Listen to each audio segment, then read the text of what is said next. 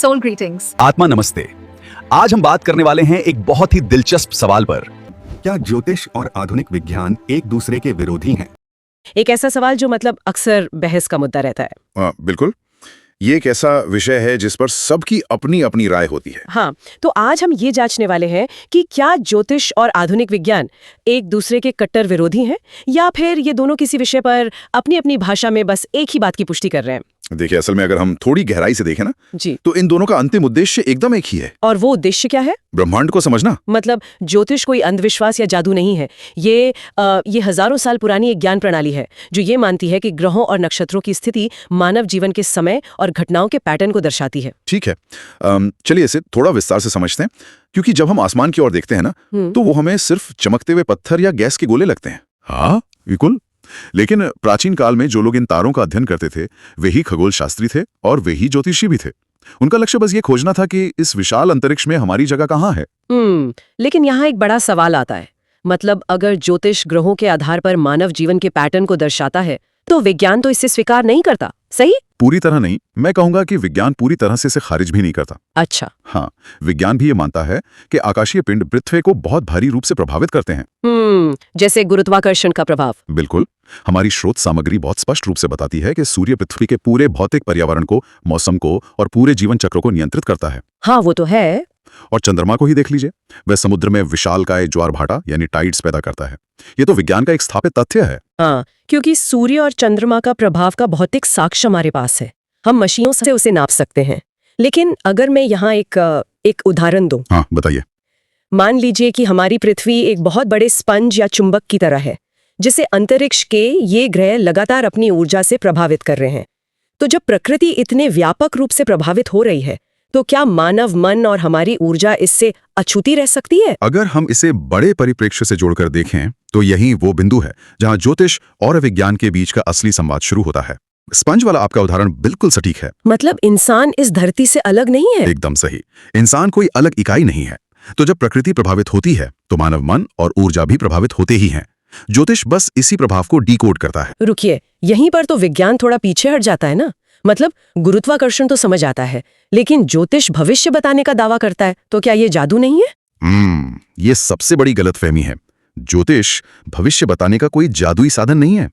ये बस समय, ऊर्जा और जीवन के पैटर्न को समझने का एक वैज्ञानिक तरीका है। तो इस सब का असल मतलब क्या है? ये काम कैसे करता है? ज्योतिषी इन्हीं पैटर्न कैलकुलेशन को डिकोड करते हैं। वे कोई क्रिस्टल बॉल लेकर नहीं बैठे हैं। वे आपके भूत, वर्तमान और भविष्य से जुड़े घटनाक्रमों को समझते हैं और एक बेहतर जीवन के लिए मार्गदर्शन देते हैं। अच्छा, क्या इसका मतलब ये है कि ज्योतिषी एक तरह के प्राचीन डेटा एनालिस्ट है? अरे बिल्कुल, आप उन्हें इतिहास के पहले डेटा एनालिस्ट ही कह सकते हैं। सच में? हाँ, सोचिए ना, हजारों सालों तक बिना किसी टेलीस्कोप के उन्होंने आकाशीय पिंडों की गति का निरीक्षण किया। आसमान के बदलावों को धरती के बदलावों के साथ दर्ज किया। सही कहा। उन्होंने एक विशाल डेटाबेस तैयार किया। जब मंगल ग्रह किसी विशेष स्थिति में होता था तो क्या मानव समाज में कोई उग्र बदलाव आता था? उन्होंने बस इन घटनाओं का पैटर्न जोड़ा और पीढ़ियों तक ये डेटा इकट्ठा किया। हाँ, और उसी के आधार पर एक व्यक्ति के जन्म के समय ब्रह्मांड का एक मैथमेटिकल स्नैपशॉट लिया जाता है, जिसे हम जन्म कुंडली कहते हैं। यहाँ ये विषय वाकई बहुत दिलचस्प हो जाता है, क्योंकि पैटर्न डिकोडिंग के इस अमूर्त विचार को अगर हम किसी ठोस उदाहरण से समझें तो चंद्रमा से बेहतर कुछ नहीं हो सकता। बिल्कुल, चंद्रमा की केस स्टडी सबसे सटीक है, क्योंकि चंद्रमा का प्रभाव ज्योतिष और विज्ञान दोनों में बहुत स्पष्ट है। हाँ, अगर हम पहले ज्योतिष का दृष्टिकोण देखें तो ज्योतिष में चंद्रमा को मन, भावनाओं और मानसिक स्थिति का कारक माना गया है। एकदम सही।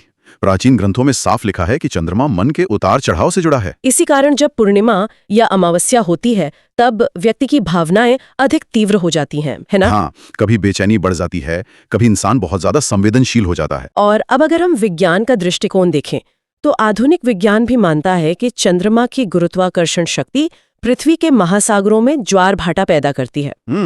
और यहाँ जो बात सबसे अधिक आकर्षक है वो यह है कि मानव शरीर लगभग 60 से 70% पानी से बना है। जरा सोचिए, अगर चंद्रमा करोड़ों टन पानी को अपनी ओर खींच सकता है तो क्या वो हमारे शरीर के 70% पानी में एक आंतरिक ज्वार भाटा पैदा नहीं कर रहा होगा? बिल्कुल कर रहा है, और ये सिर्फ एक अनुमान नहीं है, कई वैज्ञानिक शोधों ने ये साबित भी किया है। अच्छा, विज्ञान ने भी? हाँ, कई सांख्यिकीय अध्ययनों में यह देखा गया है कि पूर्णिमा के दौरान लोगों की नींद, उनकी मानसिक स्थिति, थिंकिंग पैटर्न और व्यवहार में बहुत स्पष्ट बदलाव आते हैं। अरे वाह, हमारे शरीर के अंदर का पानी चंद्रमा के गुरुत्वाकर्षण पर प्रतिक्रिया दे रहा है। हाँ, तो आप देखिए, विज्ञान इसे फ्लूइड डायनेमिक्स और सर्केडियन रिदल कह रहा है और प्राचीन ग्रंथ इसे मन का कारक कह रहे हैं। मतलब विज्ञान और प्राचीन ग्रंथ अलग अलग शब्दावली का उपयोग कर रहे हैं, एकदम लेकिन पूर्णिमा के समय मानव व्यवहार में आने वाले बदलावों पर दोनों पूरी तरह सहमत हैं। एकदम सही, दोनों का निष्कर्ष ही किया।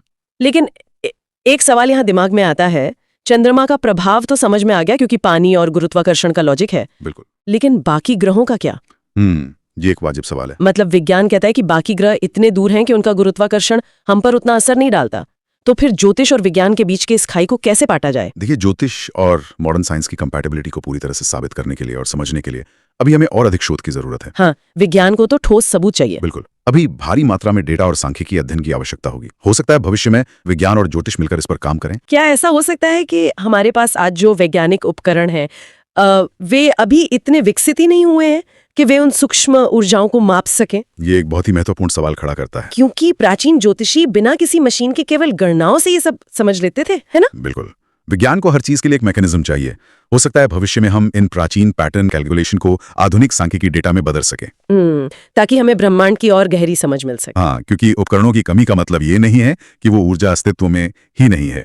शायद भविष्य की तकनीक जैसे AI इन पैटर्न को और बेहतर ढंग से साबित कर पाए। तो आज की इस पूरी चर्चा को अगर हम समेटें तो एक बात तो साफ है कि विज्ञान और ज्योतिष दुश्मन नहीं है। बिल्कुल नहीं। ये बस ब्रह्मांड को समझने के दो अलग अलग चश्मे हैं। हाँ। एक गुरुत्वाकर्षण की बात करता है तो दूसरा भावनाओं और ऊर्जा की। और दोनों ही अपनी जगह सही है। लेकिन ये सब हमारे लिए या किसी भी आम इंसान के लिए क्यों मायने रखता है? क्योंकि ये हमें ये सोचने पर मजबूर करता है कि हम इस ब्रह्मांड से अलग थलग नहीं है। सही बात है। हम अक्सर सोचते हैं कि हमारे मूड स्विंग्स या हमारी नींद बस हमारी रोजमर्रा की टेंशन की वजह से खराब हो रही हैं। जबकि असल में हमारी ऊर्जा के स्तर सीधे तौर पर इस विशाल ब्रह्मांडीय घड़ी से जुड़े हुए हैं। हम उस घड़ी का हिस्सा हैं। बिल्कुल। और इसी बात पर मैं आज के इस डीप डाइव को एक ऐसे विचार के साथ खत्म करना चाहूंगी जो मुझे सच में बहुत हैरान करता है। हाँ, बताइए। अगर चंद्रमा की गुरुत्वाकर्षण शक्ति हमारे शरीर के 60 से 70% पानी को हिला सकती है और सूर्य हमारे मौसम और पूरे जीवन चक्र को चला सकता है, तो जरा सोचिए उन बाकी ग्रहों का, जैसे बृहस्पति या शनि का, हमारे शरीर के बाकी 30-40% हिस्से पर क्या सूक्ष्म प्रभाव पड़ रहा होगा। ये तो वाकई सोचने वाली बात है। क्या पता उसे मापने के यंत्र शायद अभी विज्ञान ने बनाए ही नहीं है। यह एक बहुत बड़ा सवाल है, क्योंकि जैसा कि आज हमने जाना, ब्रह्मांड की कहानियां अभी बाकी हैं। बिल्कुल बाकी हैं। अगर आपको ऐसे ही रोचक विषय और डीप डाइव्स पसंद है तो इस वीडियो को लाइक, शेयर और फॉलो जरूर करें। अगली बार फिर मिलेंगे एक नए विषय के साथ।